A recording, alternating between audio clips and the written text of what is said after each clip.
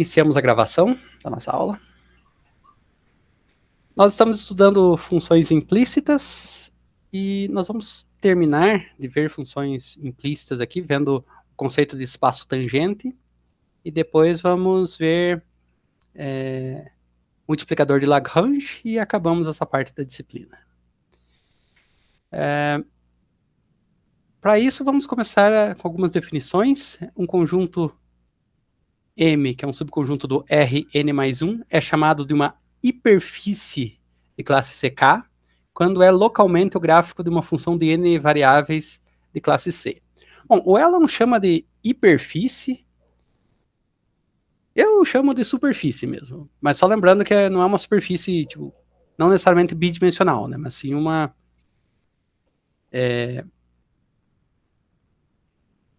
n mais 1 dimensional.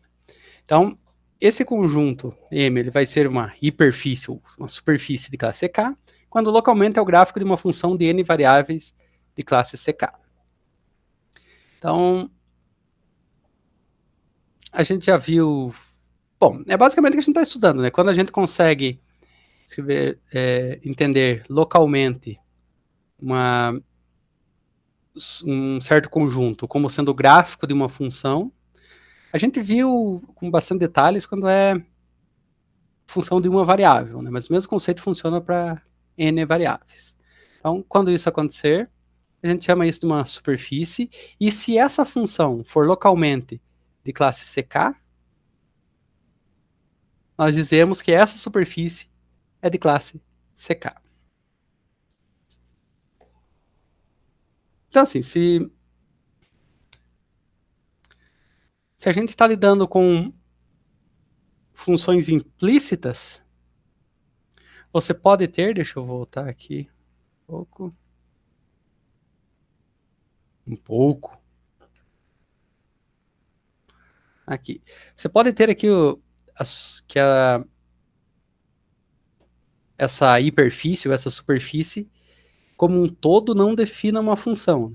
Mas se você considerar apenas o conjunto que localmente é uma função de classe CK, você chama esse pedaço aqui de uma superfície de classe CK.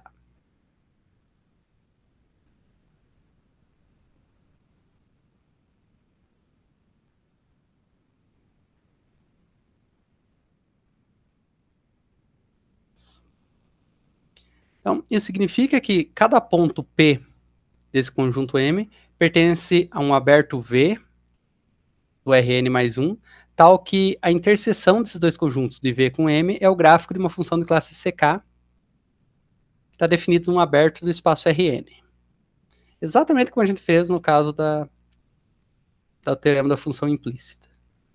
Quando n é igual a 1, a hiperfície é chamada de curva. Quando n é igual a 2, a hiperfície é chamada de superfície. Como eu disse, eu, por costume, chamo superfície tudo, né? Aliás, eu nunca tinha ouvido falar em hiperfície, até eu ler no Elon agora. Essa definição aqui inclui o caso k igual a 0, mas que tipo, a gente não vai estudar, porque eles têm interesses apenas topológicos.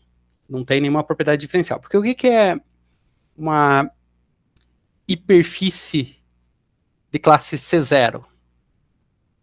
É uma hiperfície que é uma função contínua em todos os pontos, mas não necessariamente diferenciável em todos os pontos, né? Apenas contínua. A gente não vai estudar isso. Além disso, essa definição aqui inclui o caso das hiperfícies diferenciáveis, que é um caso intermediário entre C0 e C1. Tá. C0 precisa que a função seja contínua, C1 precisa que as derivadas da função sejam contínuas. Esse caso das hiperfícies diferenciáveis é intermediários. A função é contínua, existem as derivadas da função, só que não necessariamente elas são contínuas. Então é um caso intermediário entre C0 e C1. E sempre que uma hiperfície for de classe CK com K maior do que igual a 1, ela é uma superfície diferenciável. para ser diferenciável, basta que funções sejam diferenciáveis aqui. Ok? Beleza. Vamos um exemplo. Seja Sn uma esfera unitária, então no Rn mais 1. Então ela é definida como o conjunto de todos os pontos x do Rn mais 1, tais que o produto interno de x com x é igual a 1. Aqui entendemos o produto interno usual. Então, ela é uma esfera no Rn mais 1, mas ela mesma é chamada uma esfera unitária n-dimensional. Por quê? Porque, por exemplo, se ela estiver no R3, ela é a esfera que é apenas a superfície, né? Então ela é bidimensional. Se ela estiver no R2, ela é a circunferência, que a circunferência em si é unidimensional. Tem sempre uma dimensão a menos que o espaço no qual ela está. Vamos denotar por U, no Rn, a bola aberta de raio 1 com centro na origem.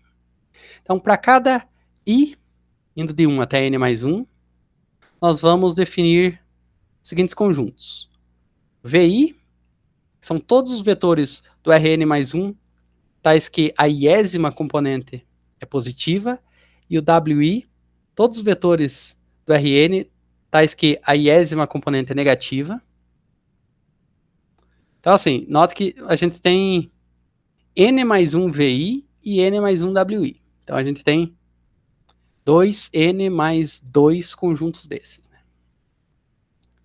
Você vai ter o V1, que é o conjunto de todos os vetores do Rn mais 1, tais que x1 é positivo. Você vai ter o V2, que é todos os vetores do Rn mais 1, tais que x2 é positivo, e assim por diante. Nós vamos denotar aqui um x asterisco, que é um vetor do Rn, e ele é assim, ele tem as mesmas componentes do x, exceto a iésima. Então, é componente x1, x2, vai até xi menos 1, daí ele pula o xi, vai para xi mais 1, xi mais 2, vai até xn mais 1. Aí nós temos o seguinte, nós temos que x pertence à interseção da Sn com Vi, C e somente C, a norma desse x asterisco aqui for menor do que 1, e xi for igual a raiz de 1 menos o produto interno de x asterisco com x asterisco. E de forma semelhante, x pertence à interseção de Sn com Wi, C e somente C, a norma de x asterisco é menor do que 1, e xi é igual a menos a raiz de 1 menos o produto interno de x com x. Assim, parece muito complicado entender isso aqui, né? Pelo menos à primeira vista, né? Por que isso aqui é assim? Tá, mas primeiro a gente vai entender o que significa dizer que, por exemplo, que x pertence à interseção de Sn com Vi. Significa primeiro que x pertence a Sn, ou seja, x satisfaz essa propriedade, que o produto interno de x com ele mesmo dá 1, e além disso ele tem que pertencer a Vi. Vi diz que a iésima componente dele é positiva. Então, a gente está considerando os vetores que têm o produto interno deles com ele mesmo iguais a 1 e que a iésima componente é positiva. Então, para a gente ver por que isso implica, na verdade é equivalente a você ter módulo de x asterisco menor do que 1 e xi igual a raiz de 1 menos x asterisco, vamos pensar o seguinte. Então, vamos fazer devagar aqui. Então, só uma dúvida, professor. Por que oi? ele definiu que a esfera é produto interno de x com x? Igual a 1, no caso. Ele está considerando a esfera que é centrada na origem e tem raio unitário. Então, ok, daí o módulo seria a raiz, quer dizer, a norma, né? Seria a raiz. o produto interno de x com x quando é o produto interno usual, ele é somatória, π igual a 1 n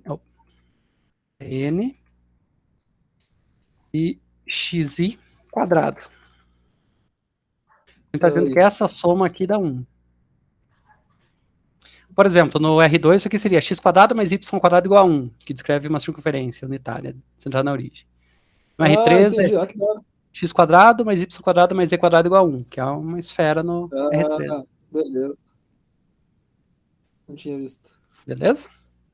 Uhum. Então tá. Então,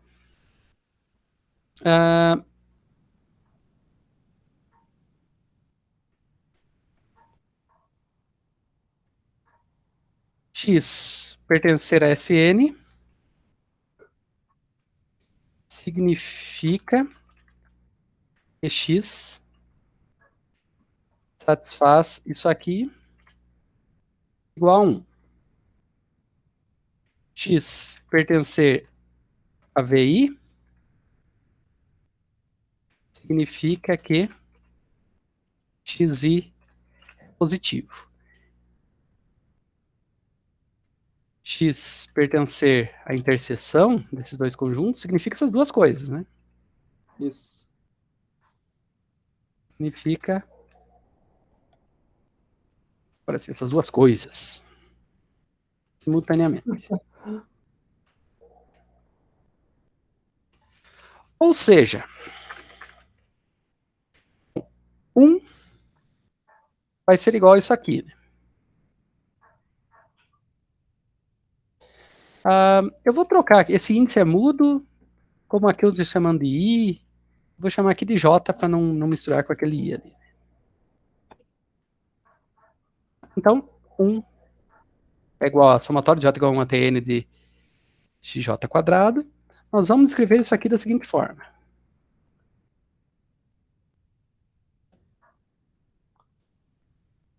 Vamos parar essa soma aqui em I menos 1. Nós vamos escrever aqui xi quadrado.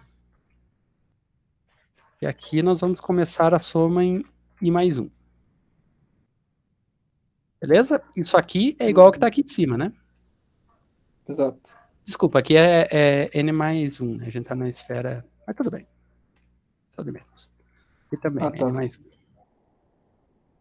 Por quê? Porque x pertence a Rn mais 1.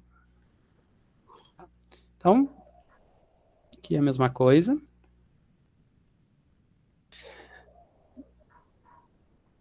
Então a gente pode fazer o seguinte, a gente pode pegar... Vamos copiar isso aqui. E... Vou trocar a ordem aqui. Essas duas somas aqui a gente pode escrever numa só. Porque o que significa essas duas somas juntas? Vou pôr um parênteses aqui. O que significa essas duas? Significa que o J está indo de 1 até N mais 1, mas pulando o valor I. Isso. Então a gente pode escrever isso aqui como...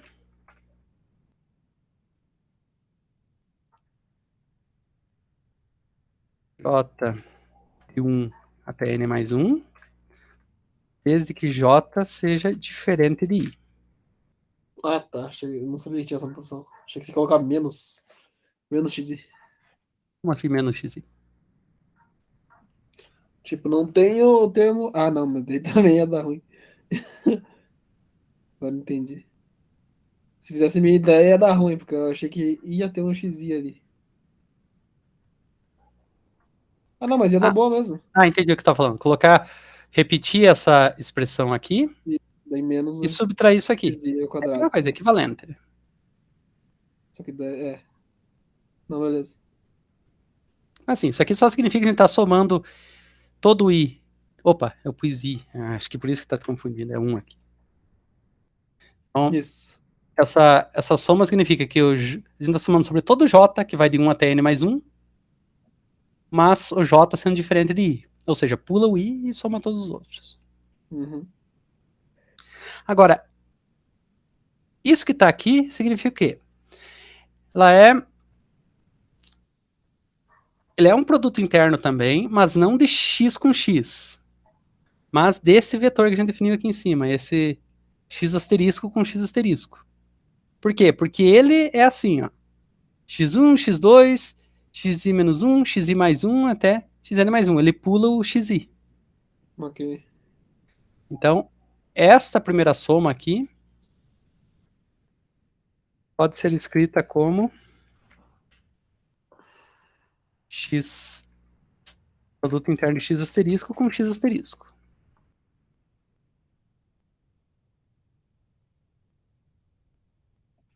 Beleza?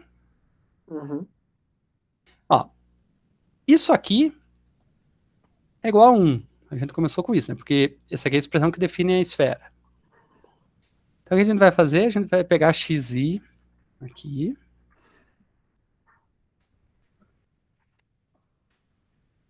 Xi quadrado. E vai escrever como 1 menos esse termo.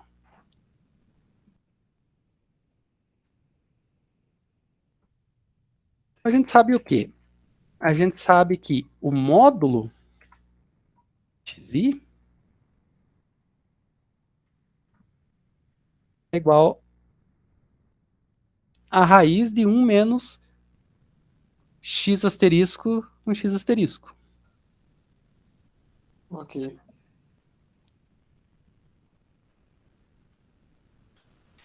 Então, o xi pode ser positivo ou negativo. Se ele for positivo, a gente tem que ele vale aquilo ali. Se ele for negativo, ele vale menos aquilo ali.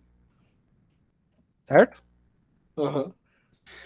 Só que, para ele pertencer à interseção de Sn com Vi, xi tem que ser positivo. Então,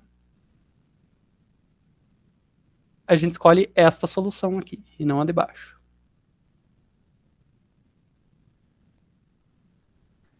E é daqui que surge essa expressão aqui. Uhum. E o fato da norma de x asterisco ser maior do que 1 vem do fato que a norma de x é igual a 1. Daí, ó, então, a norma de x ela é escrita como?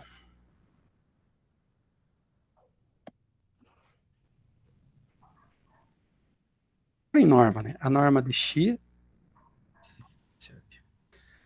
A norma de x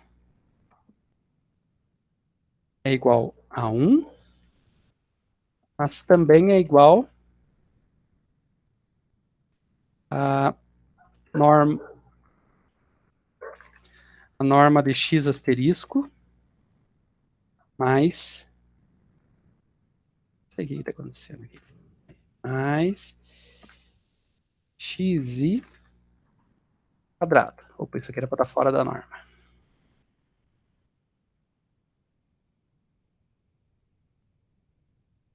Deu certo. Não sei porque isso aqui ficou preto, mas deu certo. Então, a norma de x é igual a norma de x asterisco mais xi quadrado. Então, significa que a norma de x só vai ser igual a 1 se xi quadrado for zero. Certo?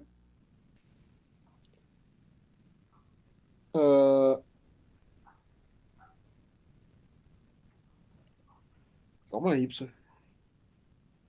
Ó, a gente tem que... Vou fazer de novo aqui. A norma de x é igual a 1. Norma... Não, a norma de x é igual a 1.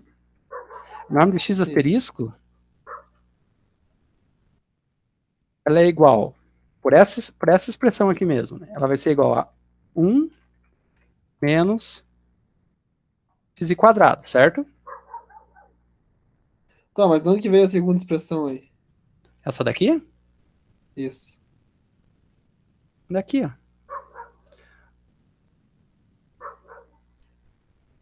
Ok. A Beleza. norma, é norma ao quadrado aqui, acho que. Acho que Norma ao é bem quadrado. isso. É.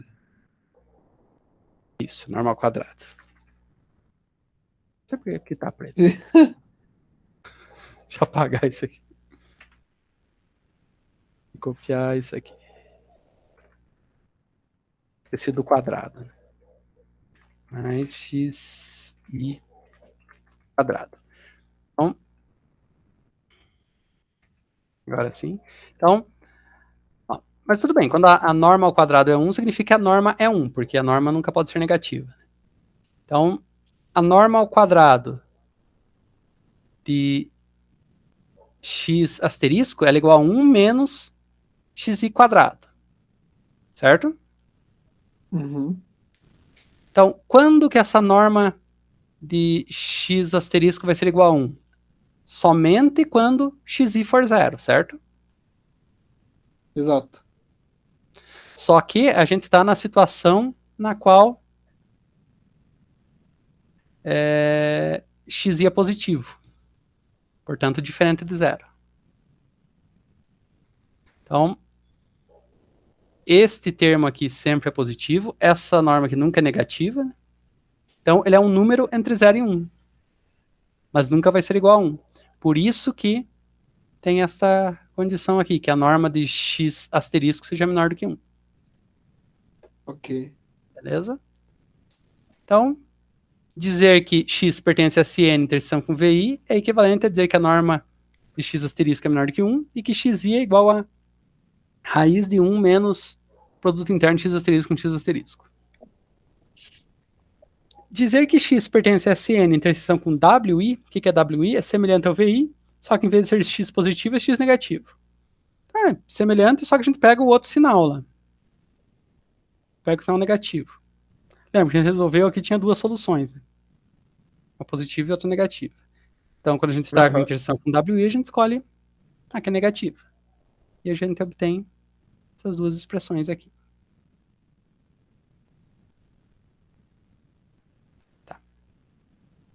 Então, se nós considerarmos a função xi de u em R, de classe C infinita, definido por xi de u igual a raiz de 1 menos produto interno de u com u, vemos que para cada i de 1 até n mais 1, Sn interseção com Vi é o gráfico da função xi igual a xi de x asterisco.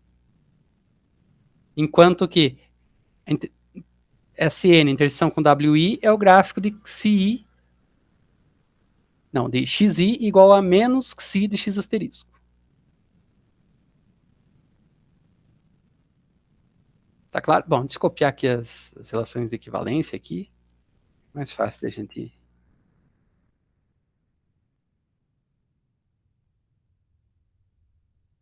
Então, a gente define essa função aqui, e daí a gente nota que essa interseção aqui, que é a mesma que está aqui, ela é o gráfico da função xi igual a xi de x asterisco. Ó, quando a gente coloca xi igual a xi de x asterisco nessa expressão, a gente obtém isto. Quando a gente coloca xi igual a menos xi de x asterisco, nesse xi aqui, a gente encontra essa expressão de baixo aqui. Tá claro? Tá claro. Né? Então, e essa função aqui é de classe C infinito, possui todas as derivadas, e todo ponto de P, ou ele está contido em algum VI ou em algum WI. Note que a gente tem muitos desses VI e WI, né? A gente tem N mais 1 conjuntos de cada um desses. Né? Então, se a gente vai escolhendo I's diferentes, a gente consegue mostrar que em qualquer ponto desse I, de SN, vai estar ou em algum VI ou em algum WI. Esses Então, VIWI que eram mesmo? são os conjuntos que têm o VI, né? XI positivo ou negativo. Assim, no Ah, plano, seria isso aqui. Ó. Depois, eu tento fazer no espaço ali também, para ver se ele faz, mas no plano eu sei que ele faz.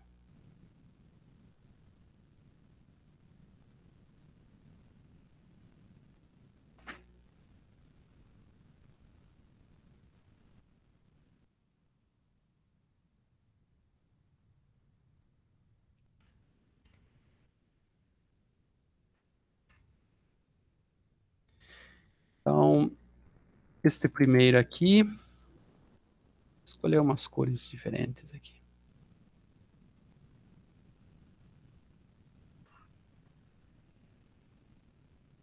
Esse aqui é o positivo evento, então esse aqui é o V1.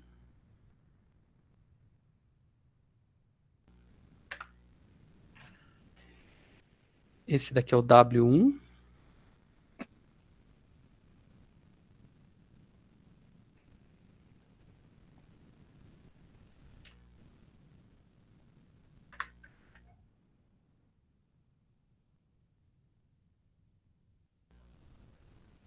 Este é o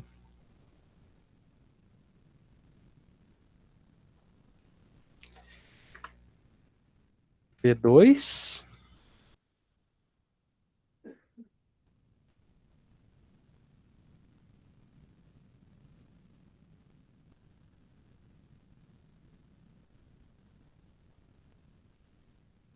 E este é o W2. Vamos tirar uns aí pra gente ver. Nossa, ficou muito fraquinho. Mas dá pra ver, né, que tá de cor diferente. Esse aqui é o V1, por que eu não escreveu o V1? Ah, tá escrito aqui, só que tá bem fraquinho. Ah, deixa eu tirar, deixar meio que em branco tudo.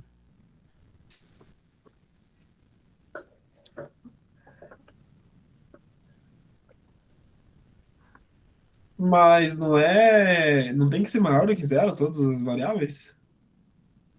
Eu escrevi maior do que zero, né? Só que aqui ele não...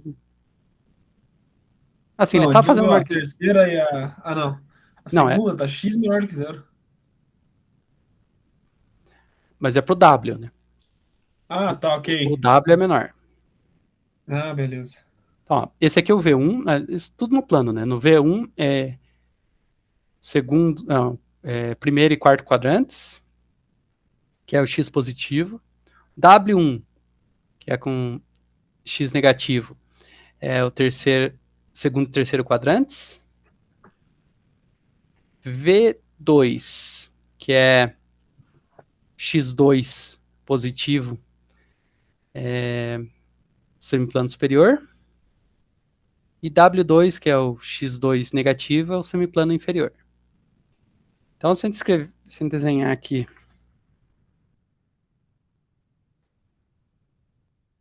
circunferência, ó, então aqui não vai contar. Ó, se a gente considerar esses dois, vai ficar faltando 2 pontos só, né? Que é esse aqui de cima, que é o ponto 0,1, e esse de baixo, 0, menos 1. Por quê? Porque nesses dois, no V1 e no W1, a gente conta tudo que é x diferente de 0. Né? Isso. Então faltam esses 2 pontinhos aqui só. Só que daí, se a gente considerar esse de cima aqui, vai incluir aquele. Se a gente considerar o de baixo, vai incluir o de baixo também. Então, se a gente considerar, se a gente pegar qualquer ponto aqui dessa circunferência, vai estar em pelo menos um desses, né? Por exemplo, este aqui um ponto no segundo quadrante, ele vai estar tanto no W1 quanto no V2, né? Mas o importante é que tenha pelo menos um. Alguns pontos só pertencem a um desses conjuntos, né? Como aqueles esses extremos aqui. Né? Assim como, por exemplo, o ponto 1, 0 aqui, ele só pertence ao V1.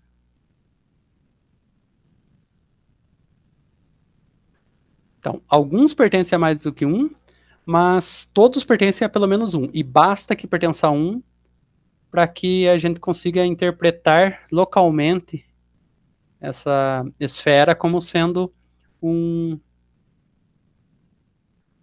o gráfico de uma função, nesse caso que sem infinito.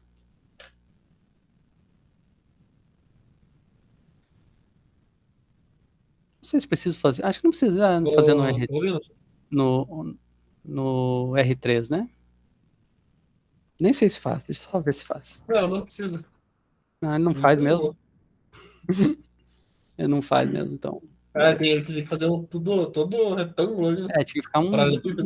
um paralelepípedo aqui.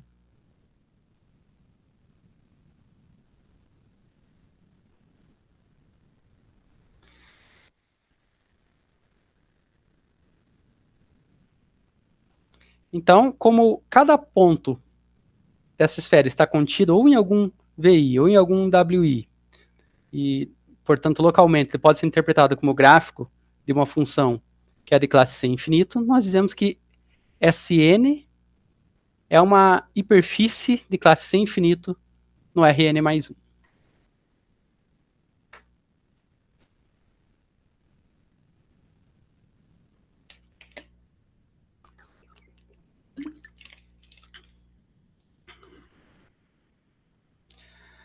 Agora, vamos ver outra definição. Seja M um subconjunto do Rn mais 1.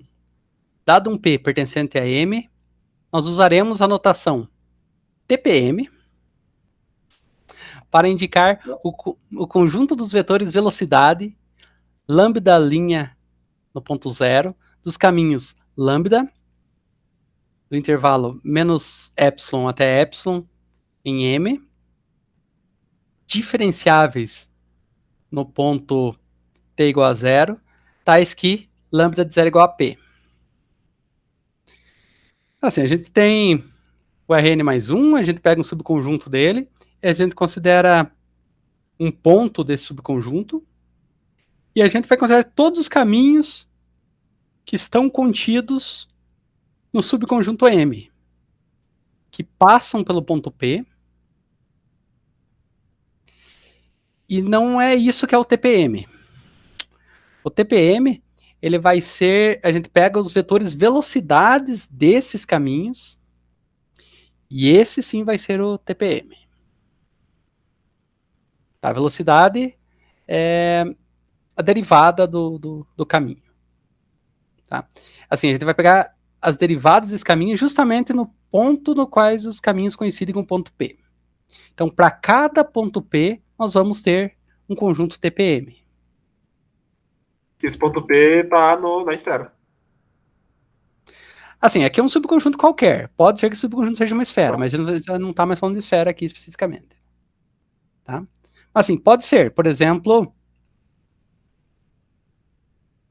nesse caso aqui, pode ter aqui o R2 e o conjunto M é esse daqui. Então a gente pega um ponto da esfera. Só que daí aqui fica muito simplificado, mas acho que dá para a gente pegar a ideia. Pegar um ponto aqui da... Primeiro eu vou chamar isso aqui de M.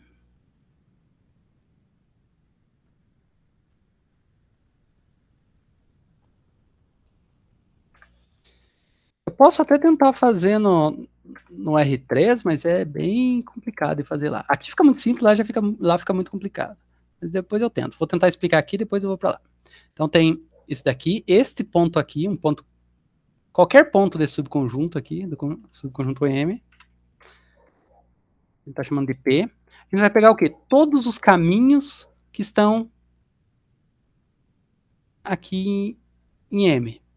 O detalhe é que todos os caminhos que estão em M vão ser um arco da circunferência, né?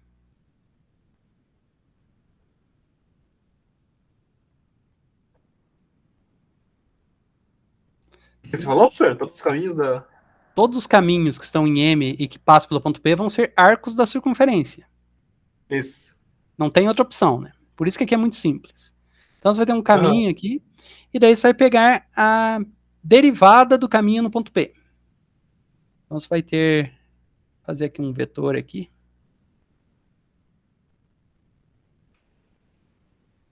E daí aqui não tem muitas opções também, né? Porque vai ser sempre tangente, né?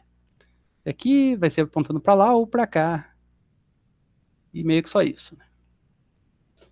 Tá? E claro que o tamanho pode ser qualquer tamanho que você imagine aqui.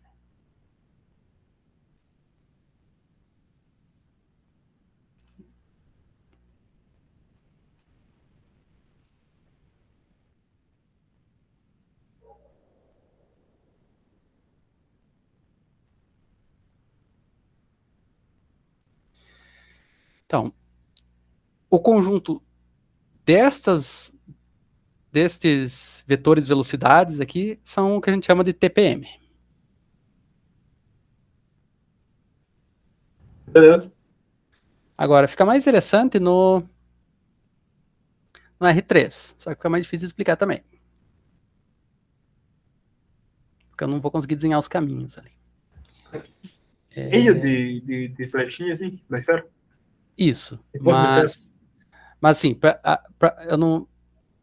eu gostaria de poder desenhar os caminhos e o vetor velocidade deles, né? Mas eu acho que eu não vou conseguir desenhar os caminhos. Vamos fazer aqui. Claro, não precisa ser esfera. Estou fazendo esfera é mais didático, mas pode ser qualquer subconjunto.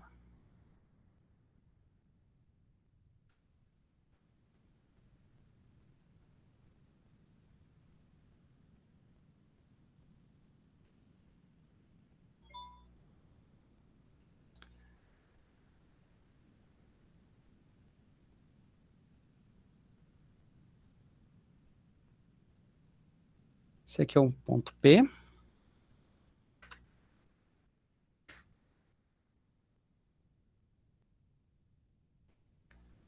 Agora,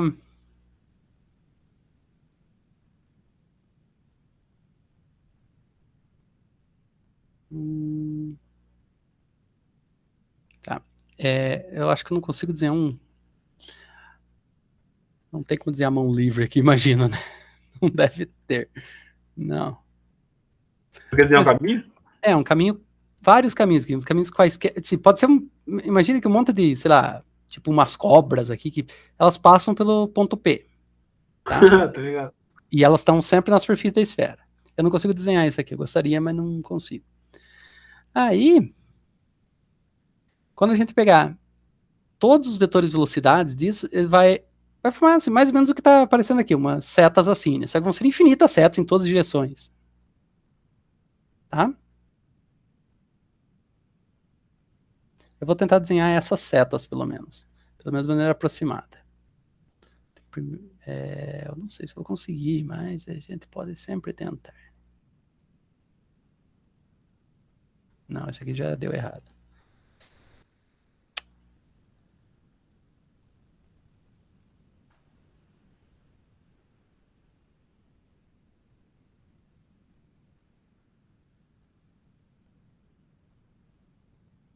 É que eu vou fazer pequenininhos, como se tivesse na superfície da esfera, só para dar ideia aqui. Eles não estão necessariamente, eles não estão na superfície, né? Eles saem da esfera.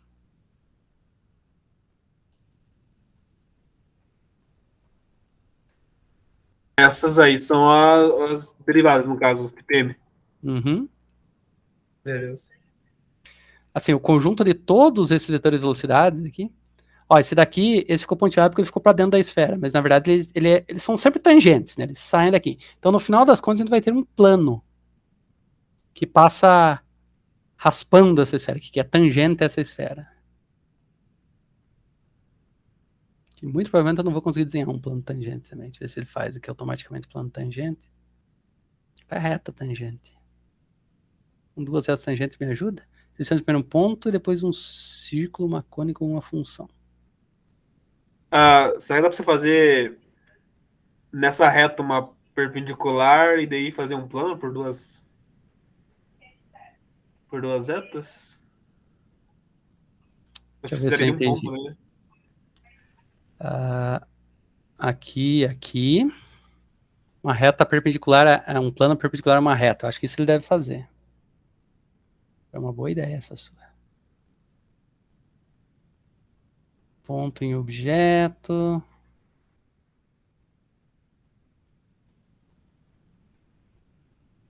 Plano perpendicular. Selecione um ponto e uma reta perpendicular. Então, ponto, reta. Foi excelente a sua ideia. Deu boa? Deu. Que da hora.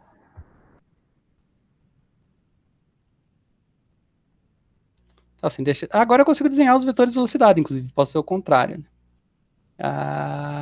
Eu apago os que eu fiz tudo de qualquer jeito ali.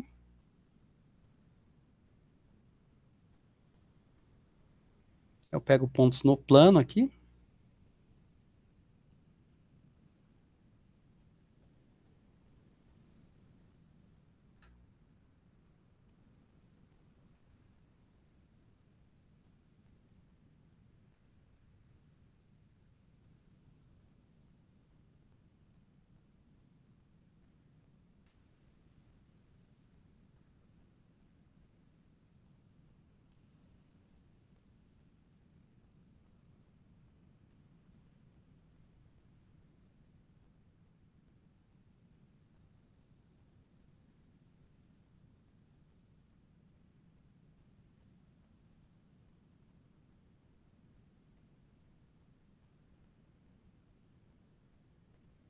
Ó, então, no caso aqui que essa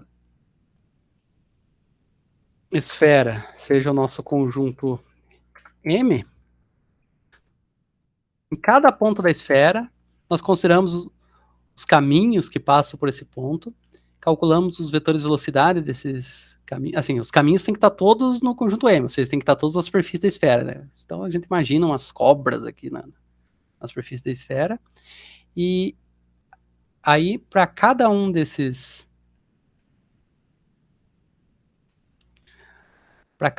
caminhos, vai ter um vetor velocidade. Eu imaginei alguns aqui, né? Desenhei aqui. Esses vetores de velocidade são sempre tangentes aos caminhos, por definição de vetor velocidade. Tá? Então, como eles são tangentes aos caminhos, a gente vai ter infinitos desses vetores tangentes aqui, e eles vão formar, nesse caso específico aqui, este plano aqui, que é um plano tangente a essa esfera. Ok? Beleza. Aqui no R2, o que a gente teria seria uma... que eu fiz dois alinhados, né? Mas... assim, esses dois hoje que estão bem alinhadinhos, mas eu errei. Aí a gente tem uma reta tangente. E por causa disso, quando M é uma hiperfície diferenciável, o conjunto TPM é chamado de espaço vetorial tangente a M no ponto P.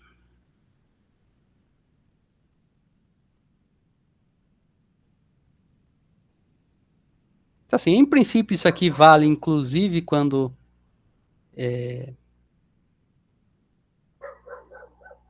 M não é uma hiperfície diferenciável. Embora eu não consiga imaginar uma superfície que não seja diferenciável, que você consiga definir os caminhos assim. Não com vetores de velocidade, pelo menos.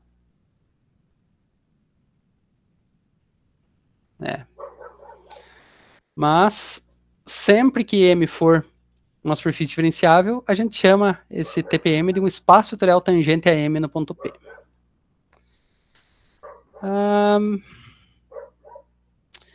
Assim, eu ia demonstrar esse teorema aqui de por que esse conjunto é chamado de... por que ele é um espaço vetorial.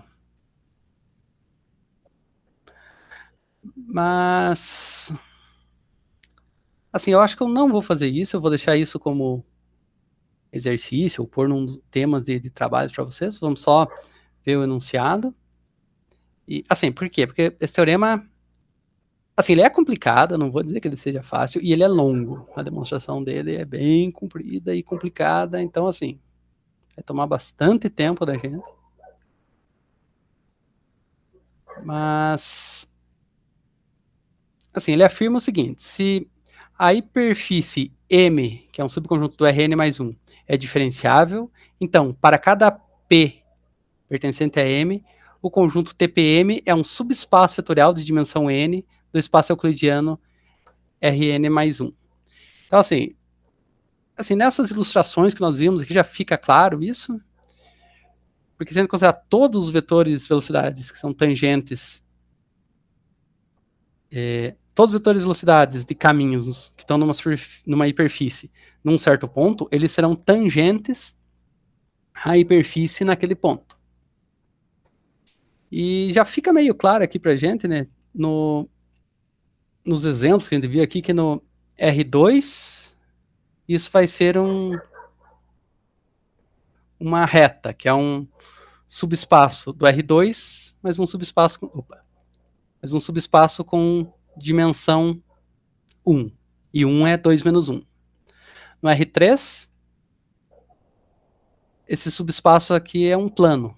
O plano tem dimensão 2. 2 é 3 menos 1, né, que é o N do R3 é 3, então N menos 1 é 2, que é a dimensão desse plano aqui.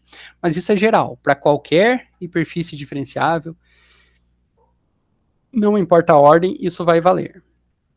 Mas como eu disse, a demonstração é complicada. Então, e longa. Assim, o fato de ser complicada só... tipo, beleza, mas é que é muito... Além de complicada, é muito longa. Né? Tem que ser uma das duas só, né? Complicada e curta ou longa e fácil. Complicada e longa vai aulas pra gente ver. Né? Então, acho melhor a gente pular essa demonstração.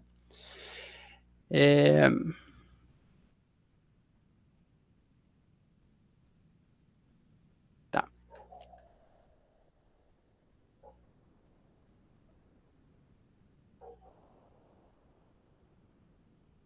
Assim, eu ia dar como exemplo aqui... Assim, eu fui falando da esfera ali para introduzir o conceito, mas na verdade eu ia dar esse exemplo no final, mas vamos ver um pouco mais tecnicamente essa questão esse TPM. A gente não chama de TPM, a gente chama de espaço tangente. Eu só falei TPM antes porque para não dar spoiler que ele era um espaço tangente. Assim, ele é conhecido como espaço tangente. Ele, assim, você precisa dele, por exemplo, vamos supor que vai estudar a esfera. Então a gente sabe que ela tem dimensão, a esfera aqui no R3, a gente sabe que ela tem dimensão 2. E é possível a gente tratar ela, de um certo ponto de vista, como a gente trata espaços de dimensão 2 em álgebra linear? Com essa noção de espaços tangentes, não apenas a esfera, né, mas qualquer superfície que no R3 vai poder fazer isso. Então a gente pode tratar com vetores, que são... em cada ponto você vai ter uma base. Tem toda uma linha de estudo em geometria que lida com o transporte paralelo. O que é o transporte paralelo? Quando a gente está, por exemplo, no plano, quando a gente está aqui, é muito claro para a gente o que significa dizer que duas coisas são paralelas. Dois vetores são paralelos, por exemplo. Agora, se a gente estiver numa esfera, por exemplo, a noção não fica mais tão clara. Então, tem como a gente considerar vetores que são definidos em posições diferentes, ou seja, vetores que são de espaços tangentes diferentes. Por exemplo, você pode ter esse espaço aqui e um outro espaço tangente aqui. Agora que eu aprendi a fazer espaço tangente, eu faço bem rápido. Pega aqui.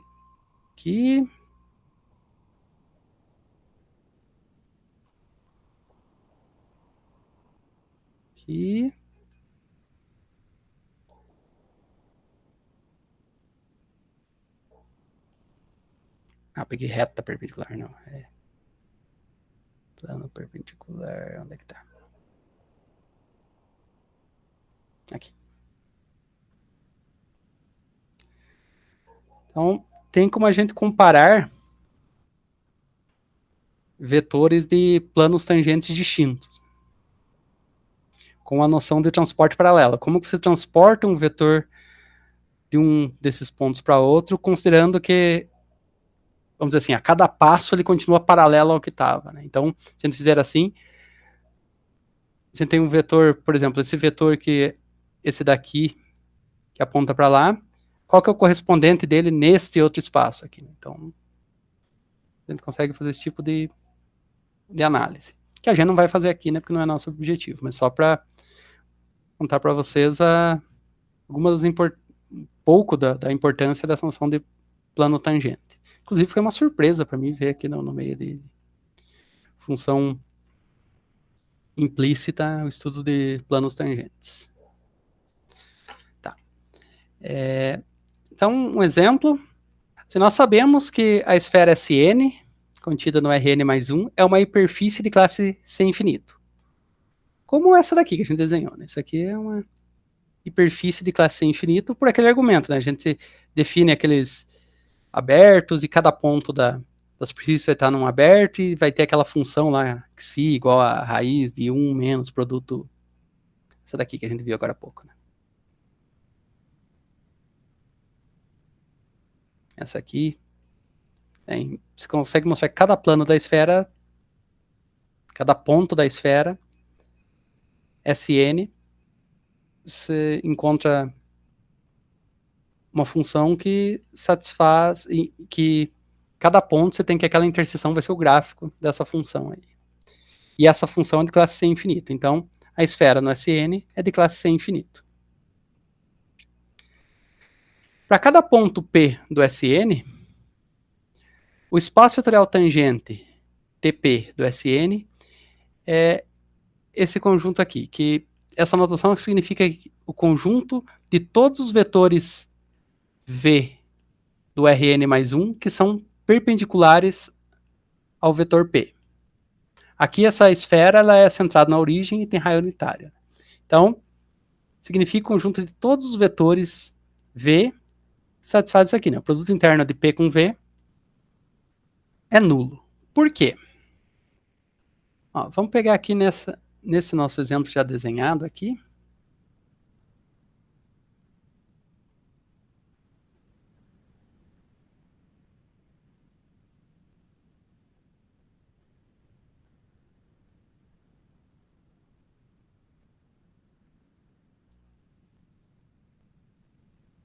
Então,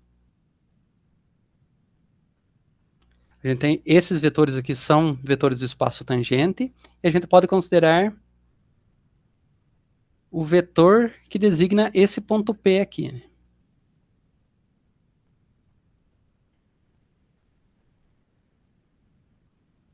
Que é esse vetor aqui.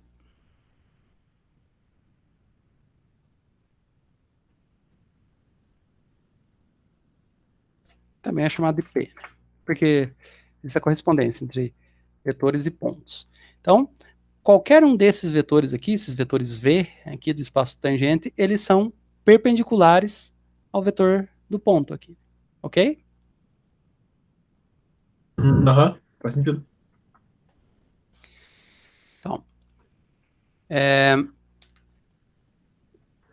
Então, de fato, se nós definirmos um caminho S do intervalo aberto menos epsilon a epsilon na esfera Sn, que é um caminho diferenciável no ponto T0, de tal forma que lambda 0 é igual a P, ou seja, é um caminho que passa pelo ponto P, e ele é tal que a variável dele, na hora que ele coincide com o ponto P, a variável está valendo 0. E esse caminho satisfaz o seguinte, que a norma dele em qualquer ponto vale 1. Por quê? Porque o caminho está sobre essa esfera. Então, todo ponto do caminho é também ponto da esfera. Só que a esfera tem raio unitário. Então, cada ponto da esfera tem a ele associado um vetor, como esse daqui, e esse vetor tem tamanho 1. Significa que a norma do caminho num certo ponto T vale 1 também. Mas calma aí, caminho não seria qualquer caminho na esfera? Exatamente. Tá, talvez o que vocês confundiram é o seguinte, isso aqui, lambda, ele é um vetor. Ele é o vetor que vem da origem até o ponto da esfera, é isso? Exatamente. Ah, bom, eu achei que era um caminho sobre a esfera. Mas ele é sobre a esfera. Só que assim, para cada T você vai ter um ponto na esfera. E isso vai formar um caminho na esfera. Ok. Não tá claro? Não, eu entendi. Um lambda de 1, ele tem um ponto lá, sei lá, num lugar da esfera. Um lambda de 2 ele tem um ponto em outro lugar da história, da esfera. Mas o lambda de 1, a norma do lambda de 1 e a norma do lambda de 2 é 1, né? Por causa que eles são pontos que vão do 0 até o ponto da esfera. Exato. Só que daí lá em cima eles formam um caminho, da lambda de 1 até o lambda de 2, é isso? Exatamente. Beleza. Então, isso aqui, talvez que eles confundam que pensam, isso aqui é o tamanho do caminho lambda. Não, não é isso. É o tamanho do vetor lambda no ponto T, né? Não, entendi. Uhum. É isso aí que você disse, né? É um vetor como esse daqui, né? Ó, o próprio ponto P, ele está associado a um vetor, e o lambda de 0 tem que valer P. Então, o lambda de 0 é igual a esse vetor aqui, por exemplo. Para todos os caminhos. Né? Se tiver um, mas assim, fora de T igual a 0, vai ter um outro ponto. Mas esse ponto também está sobre a esfera. De tal forma que o comprimento desses vetores aqui são todos iguais a 1. Tá?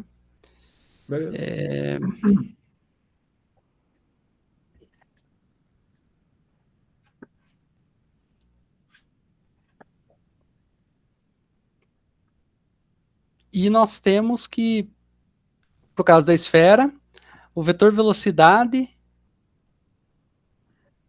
aqui, a gente está colocando o ponto P da esfera, né, que corresponde a escolher T igual a 0 no caminho. Então, o vetor velocidade no ponto T igual a 0, ele é ortogonal ao caminho naquele ponto. É aquilo que a gente falou antes, né, que esses vetores aqui, esse em vermelho e esses pretos, são ortogonais. Então, significa que o lambda' pertence ao conjunto dos vetores que são ortogonais ao vetor P.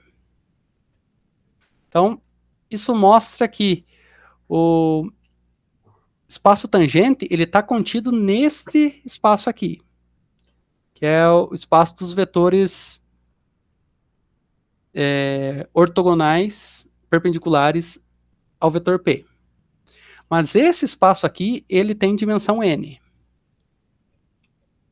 Como o espaço tangente também tem dimensão n, significa que se esse é um subespaço, se o espaço tangente é um subespaço do espaço dos vetores tangentes, mas que tem a mesma dimensão desse espaço dos vetores tangentes, significa que eles são iguais. Por que eles têm a mesma dimensão?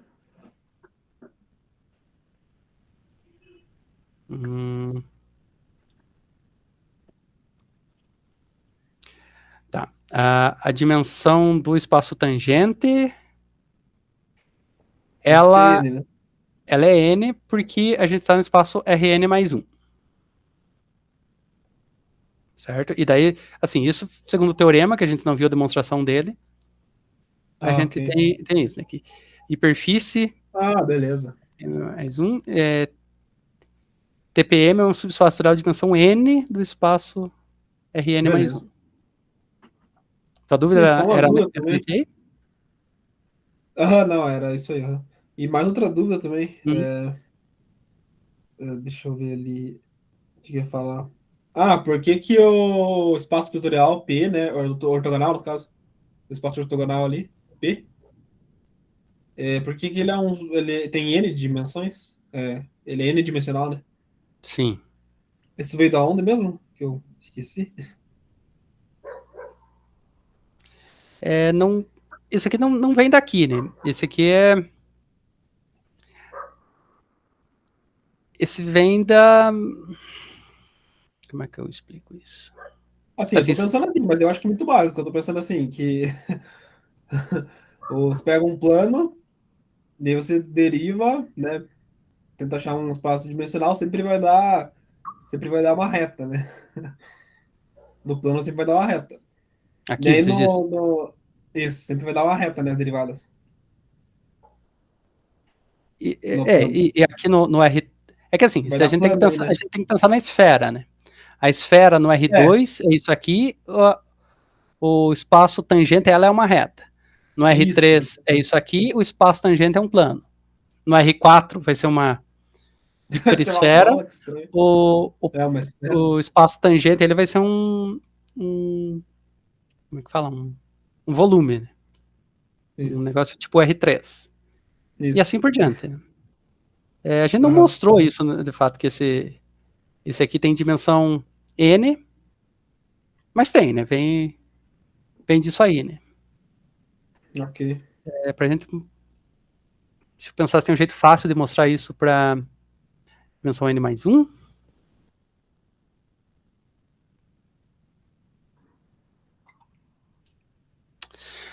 Talvez exatamente daqui, ó. Tá, mas isso aqui já vem do fato que ele é perpendicular. Então, se ele é perpendicular, Quer dizer que eles têm a mesma dimensão? não. Justamente o contrário, né? Significa que este vetor aqui não tem nenhuma componente na direção deste. Ok, aham. E se a gente considera o conjunto de em todos os pontos, né? Tá, não, pera lá. É que aqui é num ponto fixo, né? Tá, então ele não tem nenhuma componente na direção daquele. Então ele vai ter uma dimensão a menos que o espaço vetorial.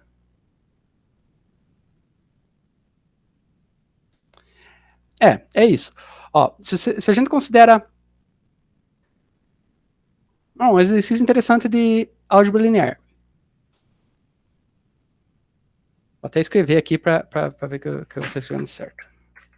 Já como exercício para vocês. Porque, assim, eu não estou fazendo as contas, estou fazendo tipo, mentalmente aqui. Eu acho que vai dar certo, devo deixar para vocês verificarem. Verifiquem se dado um vetor U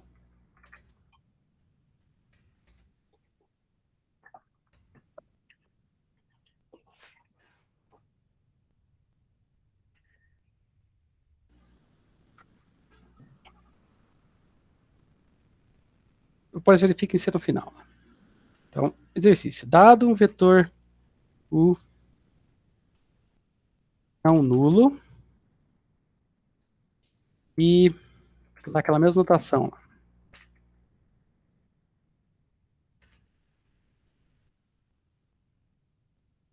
Conjunto de todos os vetores B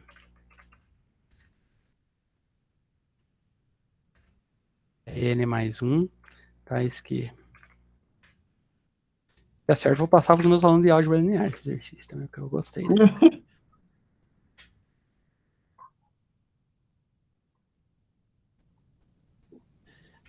Dado um vetor não nulo, seja o perpendicular a esse conjunto aqui. Verifique se, primeiro, U é um espaço vetorial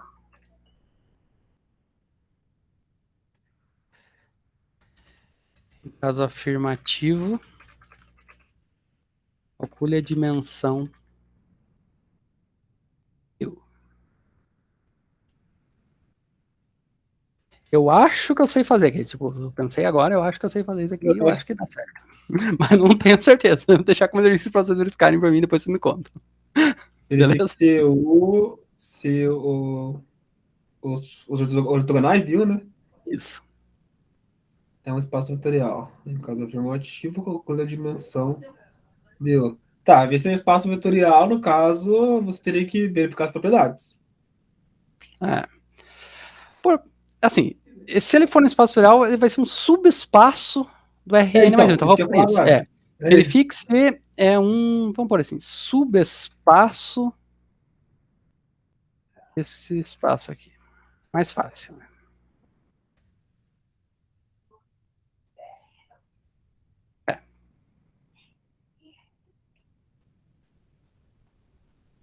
Essa primeira parte é muito fácil de fazer, né? Isso daí de boa. Aí em caso afirmativo, calcule a dimensão essa daí, eu não sei. Essa aqui dá um pouco mais de trabalho. Daí vocês pensam. Mas que é de boa, né? Tem duas propriedades só para verificar. Mas dá pra de cabeça essa aqui, né? Essa aqui já dá um pouquinho mais de trabalho. Mas beleza. A resposta vem daqui. Eu acho que... Assim... Porque assim, eu acho que isso aqui funciona para qualquer U. Em especial, daí vai funcionar para esse U que está esse U que é o nosso lambda zero, que vai estar que é igual ao P, né? Esse lambda zero é igual a P que está na SN. E daí, calculando a dimensão disso aqui, a gente vai ver que se tudo der certo, vai ser N. Ok. Então tá. Agora, um caso específico,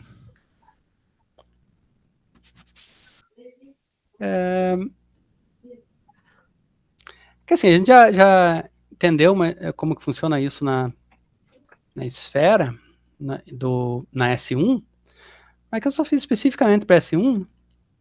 S1 a gente é definido por esse conjunto aqui, conjunto de todos os pontos x e y do R2, tais que x² mais y² igual a 1. Aí, para a gente encontrar espaço tangente, a gente deriva esta relação que define S1, pode derivar implicitamente, a gente fica com isso aqui, 2x mais 2y, y' igual a 0.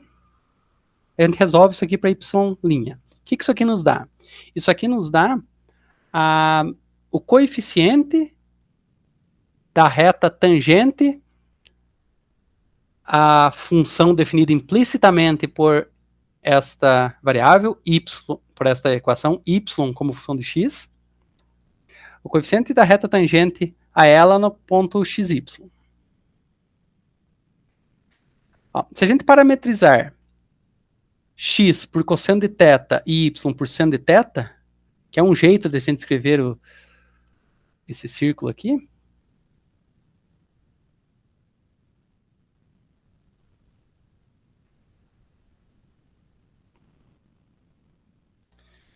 porque a gente pode sempre fazer o seguinte, aqui, deixa eu pôr mais uma reta aqui, senão não vai fazer do jeito que eu quero.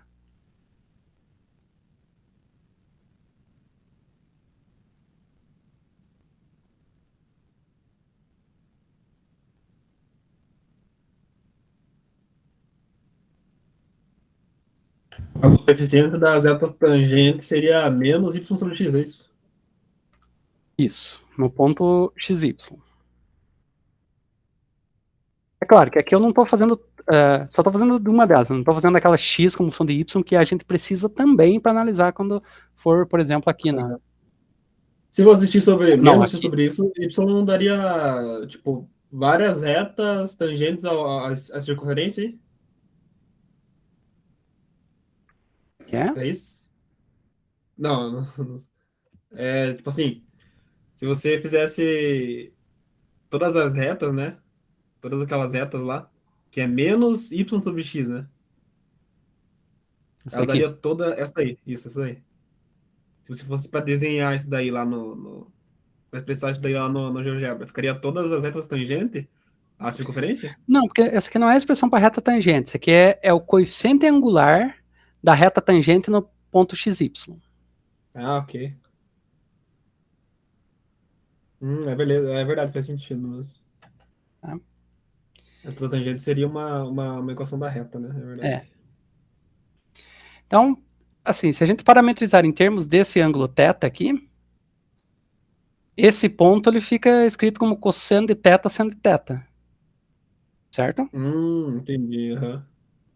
E daí Eles pegam a seria projeção y... aqui, é cosseno de θ, a projeção aqui é seno de θ. Isso. Então, aí como que fica esse coeficiente angular da reta tangente aqui? Ela fica menos x sobre y, x vai ser cosseno de θ, y vai ser seno de θ, então isso fica menos 1 sobre tangente de θ. É a cotangente. Cotangente. Mas essa expressão aqui em particular, ela é o coeficiente angular de uma reta perpendicular à reta que passa pelo ponto xy e a origem. É o coeficiente angular de uma reta perpendicular. Porque a reta que passa no ponto xy e na origem é essa daqui, né? Eu só desenhei esse segmento ali, mas vou fazer essa reta aqui, ó. Isso. E aí, aquela expressão ali... No P, né? Oi? A reta perpendicular a isso no P seria de. Assim, qualquer reta perpendicular tem esta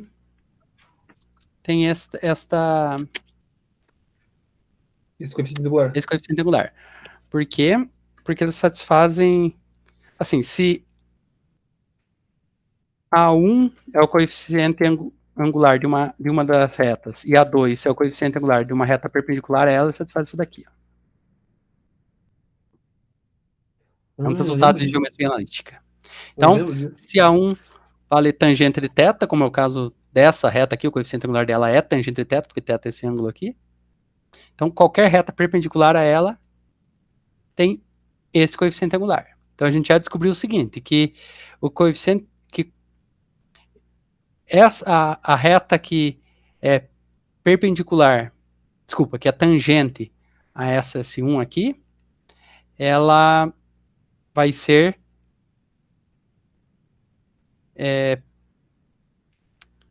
perpendicular a essa reta aqui. Obviamente, a que a gente quer vai passar por esse ponto P aqui, né? Mas antes da gente saber disso, a gente já descobriu que ela vai ser perpendicular a essa reta aqui. Deve fazer reta perpendicular aqui também. Reta, reta, reta.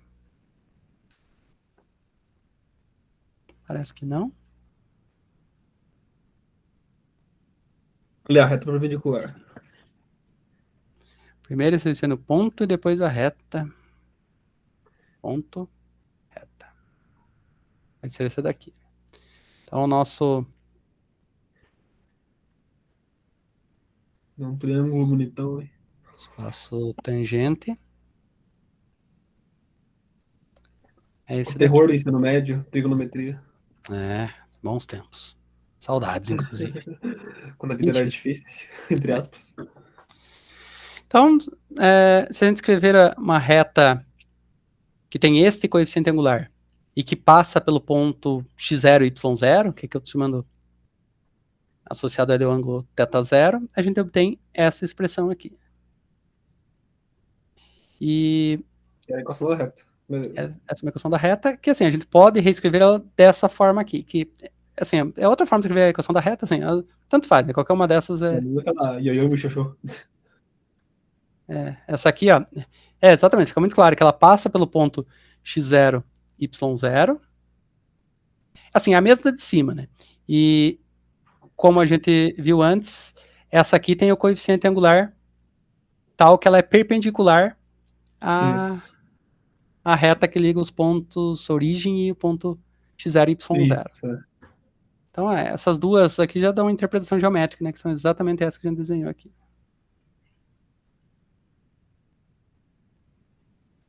Beleza? Que vai ser aquela ali que você colocou, ou ainda ali. É a mesma expressão de cima aqui, só reescrevi, né?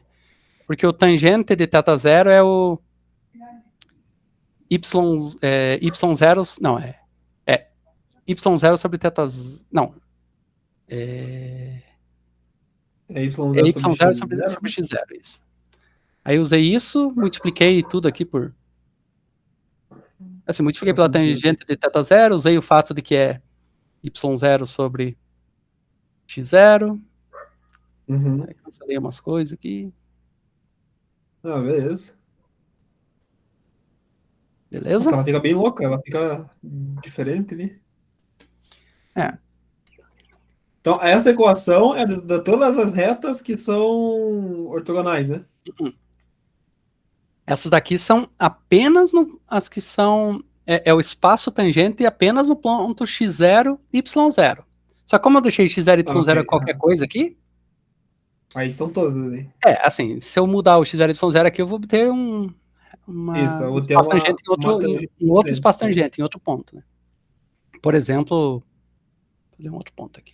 Mas quando você escolhe o x0 e y0, você, da partir dali, você tem uma tangente só, né? Você tem uma Exatamente. resposta só. Uma Ele é solução. único. Ah. Por exemplo, se eu tivesse Nossa, da escolhido hora. esse outro ponto aqui,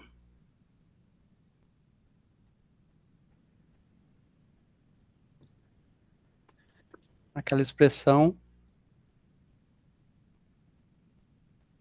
nos daria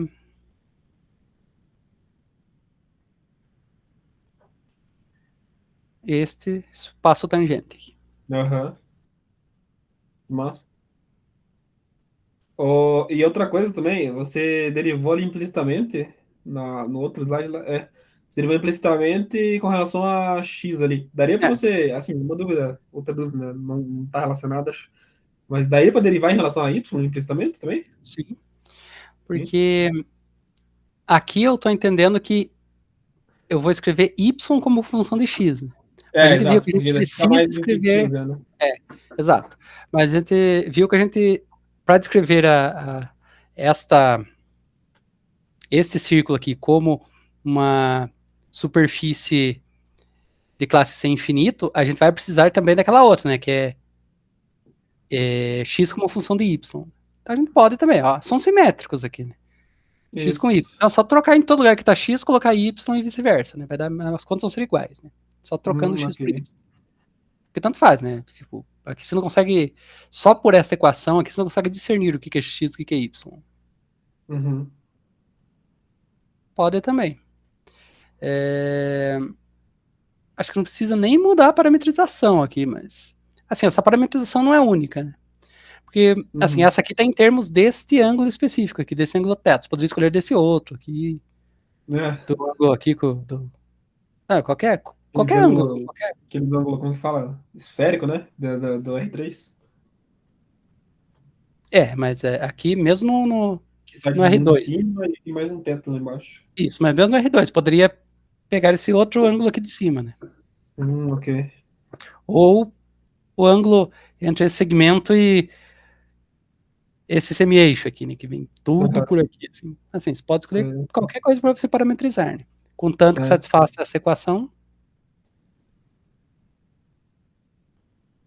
Ok? Beleza. Sim, eu achei que tinha pouca coisa para falar até aqui, mas até que foi bastante, né? Não sei se vai ter tempo de terminar o multiplicador de Lagrange hoje. Mas tudo bem, não temos pressa. Assim, porque depois disso aqui a gente vai entrar em integrais. E daí, assim, eu acho que eu vou abandonar o livro do Elo, eu ainda vou pensar até semana que vem. Tá muito foda. Não, tá, mas não é esse o motivo principal, assim. É que a abordagem dele, eu acho que tá mais, né? Meio um pouco didática. tá mais legal no livro do Spivak, que não sei se você conhece o livro do Spivak. Acho que tem o livro dele. Ele vai falar de variedades, e daí lá vai falar ok. Acho que fica mais legal por lá. Porque o livro do Elo ele vai tratar de formas. Não sei se você já estudou formas. Eu acho que não. Pois é, assim. A gente viu tipo, forma esse ano ali e tal? Forma quadrática? A gente viu esse tipo de forma, mas ele vai entender toda a teoria de integrais no RN como em termos de formas. Formas semelhantes àquelas que nós vimos, né? Que são aplicações do... É um jeito de ver. Eu acho mais interessante do jeito do Spivak. Mas assim, eu ainda tô pensando bem aqui. Tem até semana que vem pra eu me decidir de que jeito que nós vamos ver. Eu tenho inclinação para ver desse jeito de variedades. Variedades você estudou? Não, acho que não. Então para você tanto faz, aparentemente. Não vi nada. Como você... a gente pode fazer aí uma enquete democrática, né? Apesar de ser pela internet, né? A gente pode fazer. E daí, assim, é unânime que é voto nulo, aparentemente, né? Porque você... Então, fica vai eu decidir mesmo. Ó, para não dizer que eu não dei a opção para os alunos decidirem, foi dada e foi desperdiçada a chance. Tá, vamos começar então o multiplicador de Lagrange. O multiplicador de Lagrange é muito legal. Assim, eu sou físico, né? Então toda aplicação aqui que eu conheço das coisas é basicamente em física. Aquela aplicação de espaço tangente, ele é usado... Não sei se você ouviu falar de uma teoria chamada teoria de relatividade geral. Óbvio. Já ouviu falar, né? Então, a relatividade geral é basicamente um estudo de... basicamente superfícies. Assim, é como se você tivesse... Em vez de a gente estar no R4, a gente está como se fosse um R4 assim, tipo, deformado, como se fosse uma superfície que tem uma métrica diferente, assim, como o caso da esfera, por exemplo. A esfera, ela é um espaço esférico, inclusive, o nome, que a soma dos ângulos internos de um triângulo na esfera é maior do que π. Então, na relatividade... internos é maior que π? Oi? Como que é? A soma dos ângulos internos é maior que π, é isso, né? Isso. Porque no R2 é π, exatamente π, né? Para qualquer triângulo, soma dos ângulos internos é π. Certo? Para qualquer triângulo... é verdade. Aí numa esfera é maior do que π. Você entende por que é maior do que π? Porque... Não entendo. Novamente tem a ver com a questão de espaço, de deslocamento paralelo que eu mencionei agora há pouco, transporte paralelo. Mas assim, vou tentar dar a noção aqui. E daí, bom. Assim, tô dizendo que tipo, qualquer coisa que se desenha no R3, sim, geométrica, geometria espacial, né? A soma dos ângulos vai dar maior que π, é isso? Não falei no R3, falei na esfera, S2. Na esfera S2, ok. Essa daqui. Primeiro, que a gente precisa definir o que a gente entende por triângulo na esfera, né? Porque um triângulo no plano, a gente pega 3 pontos ali e liga por segmentos. Agora, na esfera... Oi?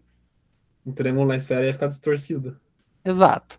Assim, a gente tem que definir o que é um segmento numa esfera, né? Porque dados os 2 pontos da esfera...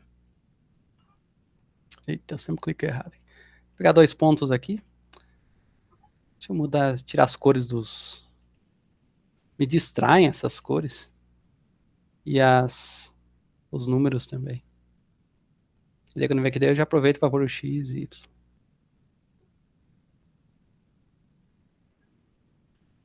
Eu nem ia falar disso aqui, né? Tô ficando igual o Juliano, que começa a falar uma coisa e nunca mais para, né? Ele não é assim na aula lá de vocês ainda? De vez em quando ele dá uma viajada. O Juliano é muito legal, né? Eu gosto muito dele. Então, como que a gente conecta esses 2 pontos aqui por um segmento na esfera? Né? Bom, primeiro, vai ter que ser um caminho na esfera. Mas assim... Não vai ser linha reta. Oi? Não vai ser uma linha reta. Não vai ser uma linha reta. Então, assim, tem vários jeitos de a gente conectar isso aqui. Nenhum deles é uma linha reta. Então, como que a gente escolhe? Bom, a gente pode pensar assim, o que é um segmento no R2? Ele é o menor caminho entre 2 pontos. Isso. A gente pode usar essa mesma noção aqui. Então, vai ser o menor caminho que conecta esses 2 pontos que esteja sobre a esfera. Beleza. Se a gente usar essa noção, então, um segmento aqui na esfera, ele vai ser... Pense num círculo máximo. Tá? Por exemplo, eu não vou conseguir desenhar aqui também. Não para esses daqui. Eu consigo desenhar para outros, vou fazer para outros. Porque esse aqui estão muito qualquer ponto. Aqui. Vamos pegar um ponto... Consigo até explicitar os pontos aqui. Ó. Ponto 1, 0, 0. E o ponto 0, 1, 0. Já vou por mais um ponto. Oi? Acho que entendi o que você vai fazer. Você vai fazer tipo Você vai encarar como se fosse um plano na R2, né? Fazer a circunferência ali, é isso? Isso, Assim, eu considero exatamente isso. Considero essa circunferência aqui, que é equivalente ao plano, a interseção dessa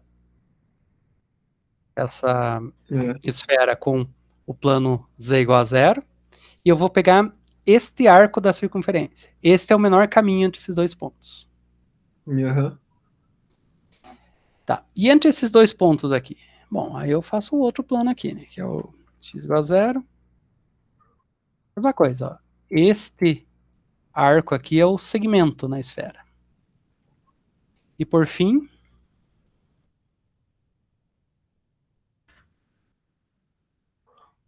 Este último arco aqui... vai ficar um triangulão. Aqui eu fiz um triângulo bem grande para ficar fácil de ver, mas pode ser um Você já viu que formou um triângulo aqui, né? Mas vocês podem ver um triângulo com 3 pontos pertinhos aqui e tal. Só que daí você tem que achar o segmento ali certinho ali e tal. E assim fica mais fácil de ver o que eu quero te mostrar. Tá. Me diga qual que é o ângulo que ocorre nesse triângulo aqui, nesse vértice aqui. Qual que é o ângulo ali? 90. Pi sobre 2. Pi sobre 2, joia. Nesse daqui? Também, né? Pi sobre 2 também. E aqui? Também. Some tudo? Deu 270, que é 3 pi sobre 2, né? 3 pi sobre 2 é maior do que pi. Caraca, que louco! Legal, né? Nossa, eu não tinha visto isso. Então, Nossa, você aprendeu uma coisa lá de hoje. Pra gravidade lá, que era distorce e tudo. A massa distorce. Então, exatamente. Eu falei disso aqui porque eu estava falando de aplicações em física e falei de aplicações de espaço tangente, porque na relatividade geral, você tem, assim, o pessoal fala, né, o espaço é distorcido e tal. Na verdade, sim, existe a métrica do espaço-tempo, que é o que dá a noção de distância no espaço-tempo. Isso não é igual ao do R4, que é, assim, dependendo do ponto do espaço e do instante temporal que você está, essa medida vai mudar. Então, no final das contas, isso gera um efeito de distorção, como se fosse distorção no espaço-tempo mesmo, como se você pegasse, por exemplo, você está numa folha de papel, aí, um plano, e você dobra isso como uma esfera. Então, esse efeito é sempre local. Localmente, ele vai ter uma geometria diferente do R4. E daí, para você estudar isso, como a geometria é diferente, é como se você tivesse, não necessariamente de uma esfera, né, mas algo como uma esfera, ou mesmo um hiperboloide, uma coisa assim, uma coisa que tem uma curvatura não nula.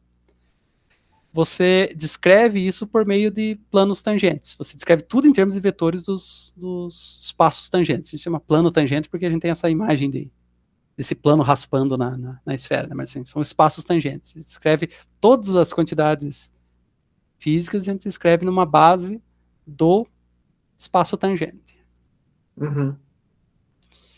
E... Nossa, muito louco. Legal, né? Eu tentei ver os cálculos que ele fazia lá, mas eu nunca entendi nada, né? Muito complicado. É que assim, você tem que pegar do começo, né? Assim, Mas, você pegar um... Tem um termo lá que eu vi que ele usa, que é um, tipo assim, vamos supor aqui, né? É um P1 embaixo. Só que daí é um P1, tem um P2, tem um P3 e vai ter um P4. Aí beleza, achei que era uma variável diferente. Mas não, é uma puta matriz aquele negócio. Vocês têm que abrir ela, nossa. Cada P com índice é uma matriz. Isso, é uma matriz. Daí eu fico, nossa, mas isso é muito complexo. É só questão de notação, né? O Juliano falou isso pra você um dia desse? É só anotação. Então. Mas é só anotação. E assim, a física a gente faz tudo meio que nas coxas, né? Tipo, como eu falei pra você, né? Tipo, a gente usa aquele teorema da inversão de ordem da integral o tempo todo, assim, a gente assume que sempre funciona, assim, na coisa que a gente tá lidando, né? E assim, muitas vezes é meio que por vadiagem mesmo, que era só testar lá, e umas vezes é porque simplesmente não se sabe, sabe? Você não...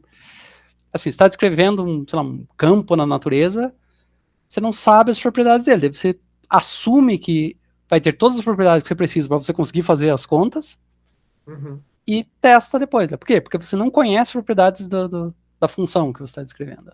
Você vai descobrir elas, quando você faz as contas, prevê um resultado, faz experimento e compara. Se deu certo, então beleza. Então, certamente aquele campo era de classe C2, digamos lá.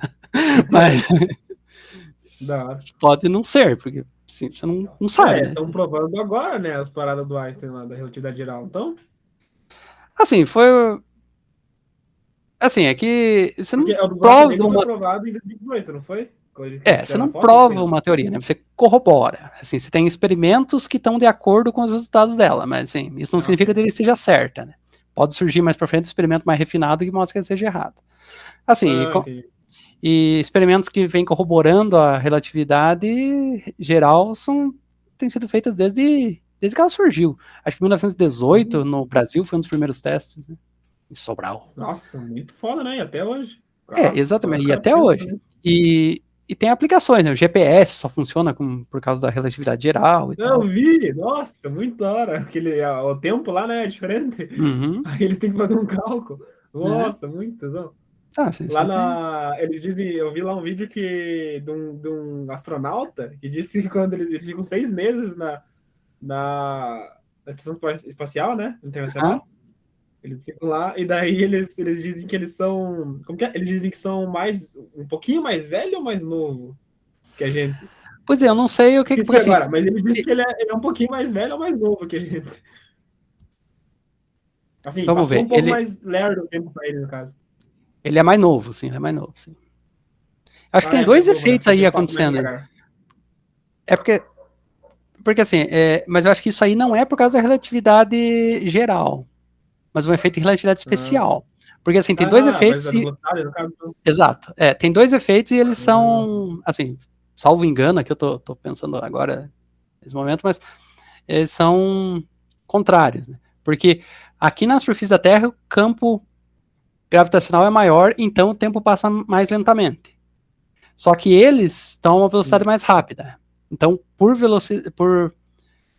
relatividade especial, o tempo passa mais devagar para eles. E eu acho que o que ganha é esse, né? É mais importante da velocidade do que o do. Mas tem a contribuição dos dois. E cada um é num sentido. Porque a velocidade é constante, né? Em tudo. Isso que ele tinha provado, né? Que a velocidade é constante. A velocidade da luz é constante, sim. A Ele velocidade não, da luz é ele não constante. E provou isso, ele daí o partiu dessa tempo hipótese. varia. Daí, nossa, muito foda. Uma consequência do fato da velocidade da luz ser constante em qualquer referencial é que os conceitos de espaço e de tempo não são absolutos. Né? Um intervalo espacial e um comprimento não tem. Dependendo se E está em ele usou isso movimento ou não. na equação básica, não usou? Que é a velocidade é a distância por tempo, né? Será que não foi dessa? Porque se for dessa, meu Deus, a equação básica o cara tirou uma dessa. Assim, porque assim, ele partiu da hipótese de que a velocidade da luz é constante. E daí, assim, Isso. você vai fazendo contas. Considera situações, lá, assim, um espelho que reflete. Por aí você já vê que alguma coisa vai dar errado. Imagina que você tem um espelho perfeito ali que você deixa um feixe de luz refletindo, tipo ping-pong, para baixo e para cima. Uhum. Aí tá. Então, a distância que esse negócio está não muda. Então, se a velocidade da luz é constante, beleza. Então, num referencial que o negócio está parado, isso aqui vai para cima e para baixo num certo intervalo de tempo fixo. Tá? Digamos que seja um negócio bem comprido, demore 1 segundo para ir e voltar. Tá? Então, o evento de partir de cima, bater embaixo e voltar em cima demora 1 segundo. Um espelho na Lua e outro na Terra. Demora 1 segundo para ir e voltar. Na verdade, na Lua demora 1 segundo só para ir. Beleza. Metade da distância, então. 1 segundo. Daí você considera que, beleza, o negócio está parado e você passa andando de bicicleta do lado ali. Se você está de bicicleta, isso é equivalente a você estar parado e esse conjunto está se movendo para o outro lado, certo? Como assim? O movimento é relativo. Por exemplo, se eu andar até você, significa você está parado e eu estou me dirigindo a você com uma velocidade V. Isso. Isso é equivalente a eu ficar parado e você se mover em direção a mim com velocidade menos V. Ok. Uhum. Tá. Então, é como se você passa por ali, se você passa por esse experimento, você vai ver, você vai conseguir descrever ele como se você estivesse parado, tá? O teu referencial está parado. E esse sistema está se movendo para o outro lado. Uhum. Então, o negócio, ele demorava 1 segundo para ir e voltar, né? Só que a velocidade da luz, como ela é constante em todo o referencial, o caminho que ela percorre agora é maior, porque essa distância aqui não mudou, só que além disso está se deslocando, né? Então vai fazer um triângulo. Uhum. Então alguma coisa vai ter que mudar, né? Porque, tipo, a distância que ela está percorrendo é maior. a velocidade dela é constante, então ela não vai conseguir ir e voltar em 1 segundo. Caraca, que louco! Então, assim, o tempo que vai demorar para... Se você considerasse isso como um relógio, tá? 1 segundo é isso aqui, o tempo que a luz leva para ir e voltar. Então, nesse outro referencial, o teu segundo demoraria mais tempo para acontecer, né? Caraca, que louco! Nossa, muito louco isso. Legal, né? Assim, não era Muito minha da hora. intenção falar nada disso aí.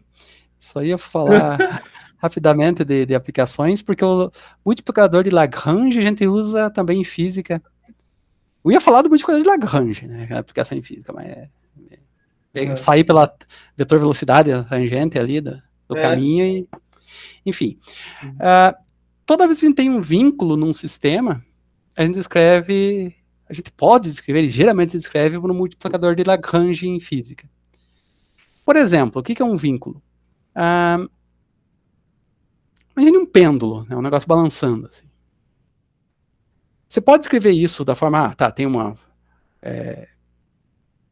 haste ali e tal, ou você pode pensar o seguinte, ó, você tem uma partícula que está se movendo no R2, digamos, só que ela está vinculada a estar sempre a uma distância fixa de um certo ponto.